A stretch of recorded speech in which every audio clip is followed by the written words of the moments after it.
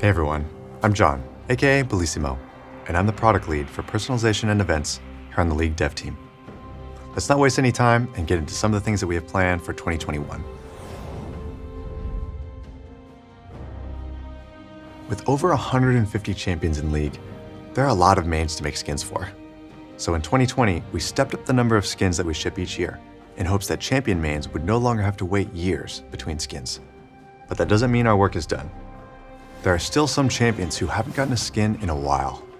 So this year, you can expect something for Fiddlesticks, Tom Kench, Corky, Camille, Galio, Lulu, Nautilus, Wukong, Nunu, Sejuani, Rumble, Yumi, and Twitch. If your favorite champion isn't on the list, don't worry. There are lots more to come as we plan to ship over 140 skins this year. This also includes some skins for our more popular champions, including Vayne, Caitlyn, and Blitzcrank.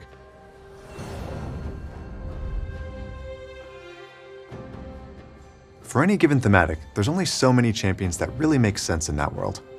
With us making more and more skins every year, it means that we run into a problem that we call thematic exhaustion. This means that we've either run out of champions that work well in a thematic, or players show their lack of interest through purchase rate, play rate, and feedback. All of this indicates that we should keep trying new things. We'll still be revisiting some of our most popular thematics this year, like Project and Battle Academia, but we also want to explore new worlds. In February, we'll be celebrating Lunar New Year with a brand new thematic, set in 2057, the Year of the Ox. Lunar Beast is a world where futuristic cityscapes and ancient temples collide. High-fashion streetwear with a touch of traditional elegance is the style of this year's Lunar New Year celebration. Here's a first look at Fiora, Jarvan, and Alistar, who are all part of this year's Lunar Beast squad. If psychedelic retrofuturism in space is more your vibe, then good news. Our second major thematic of the year is Space Groove, an eccentric take on a sci-fi universe full of far-out fun and color. The laws of physics and logic don't always apply here, but some of our favorite champions just really dig that, man.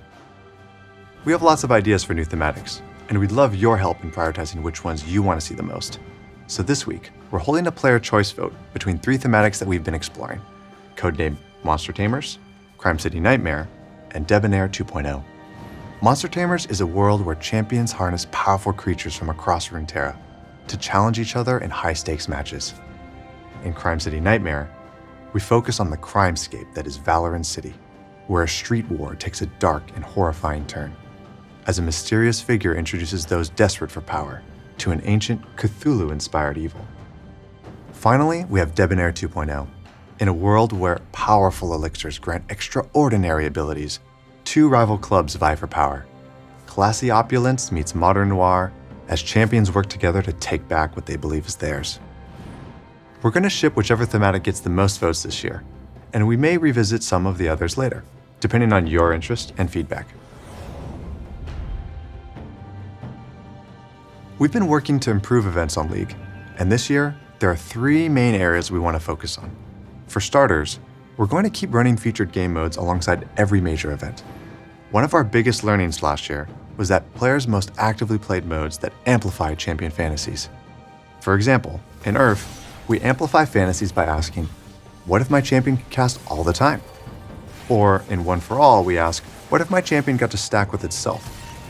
We believe that there are other interesting ways to amplify champion fantasies, and we'll be exploring a new mode in 2021, as well as bringing back our existing roster of rotating game modes. The second area we'd like to focus on is the event pass system. 2020 was a crazy year, and while we were able to ship a lot of content, we weren't able to get to some of the event pass changes that we were hoping to. We think clarity and ease of experience can improve a lot, and we'll be sharing more details on our plans to revamp the system in the first half of this year. Finally, one of the things that made Spirit Blossom stand out from other events was that it was centered around the lore of Runeterra. We've gotten feedback that you want to see Runeterra stories move forward, the world evolve, and League's champions continue their journeys. At the end of Spirit Blossom, Ahri and Yasuo left Ionia on an adventure to Bilgewater.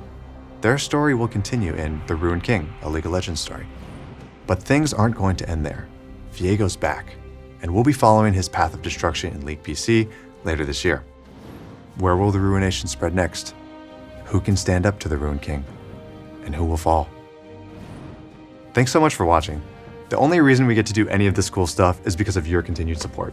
So on behalf of the League Dev team, thank you.